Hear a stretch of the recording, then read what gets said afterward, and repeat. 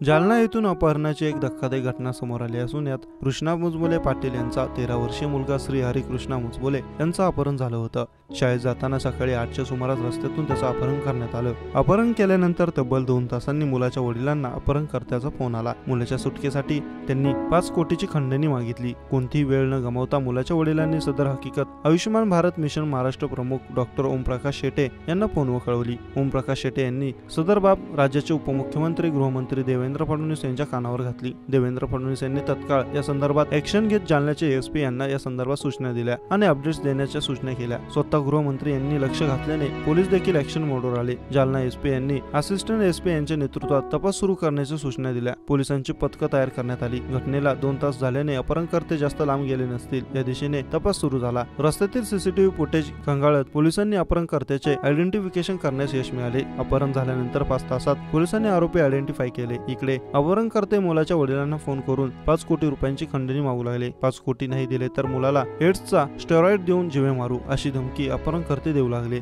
छोटा आयुर्वेदिक मेडिकलचा व्यवसाय करणाऱ्या मुलाच्या वडिलांनी अपहरणकर्ते यांना विनवणी करू लागले। माझ्याकडे तेवढे पैसे नाहीत, 5 लाख रुपये देतो असं त्यांनी सांगितलं, पण शेवटी 10 लाख रुपये देण्याचं ठरलं। पोलिसांनी सगळी सूत्रे हातात घेतल्याने आरोपींचं लोकेशन ट्रेस करण्यास सुरुवात झाली, पण मुलगा सुखरूप राहिला पाहिजे या दिशेने पोलीस काम करत होते। 10 लाख रुपये देण्याचं ठरलं असल्याने पैशांची व्यवस्था करून मुलाच्या वडिलांनी रात्री 8:30 वाजता मंठा रोड डी मार्ट जवळ या ठिकाणी येण्यास सांगितलं। पोलिसांनी रचलेल्या सापळ्याप्रमाणे मुलाचे वडील 10 लाख रुपये घेऊन निघाले। त्या ठिकाणी गेल्यावर अपहरणकर्त्यांनी 10 लाख रुपये देऊन मुलाला ताब्यात घेतलं। पैसे घेऊन तेथून पळ काढण्याआधीच पोलिसांनी झडप घातली। अरबाज शेख, राहुल गेरुवाल आणि वर्मा नावाच्या 3 अपहरणकर्त्यांच्या मुसक्या आवळल्या आणि मुलाची सुटका झाली।